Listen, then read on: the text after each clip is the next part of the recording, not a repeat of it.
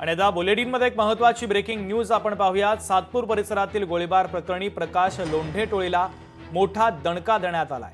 नाशिक पोलिसांकडून थेट मकोका अंतर्गत कारवाई करण्यात आली, तर 17 पैकी 13 जण अटकेत आहे। भूषण लोंढेसह 4 जण अद्यापही फरार आहे। त्यांचा शोध आता पोलीस घेत आहेत।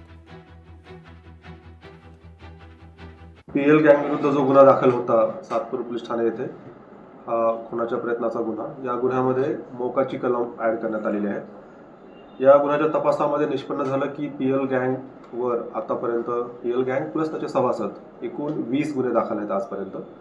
आणि या 20 गुन्ह्यामध्ये खुनाचा प्रयत्न, खंडणी, दहशत पसरवणे, जमिनी बळकावणे असे विविध प्रकारचे गुन्हे दाखल आहेत। या गुन्ह्याला मोकाचे कलम ऍड करून मोकांतर्गत आता तपास सुरू करण्यात आलेला आहे। या गुन्ह्यामध्ये आतापर्यंत 13 जणांना अटक करण्यात आलेली आहे। 4 जण फरार आहेत आणि इतर आरोपींची वाढ होऊ शकते। यामध्ये सर्व आरोपींची प्रॉपर्टी, त्यांनी आतापर्यंत केलेल्या गुन्ह्यामध्ये बळकावलेली प्रॉपर्टी याचा देखील तपास होत आहे आणि कसोशीने तपासून सर्व आरोपीला अटक केली जाईल।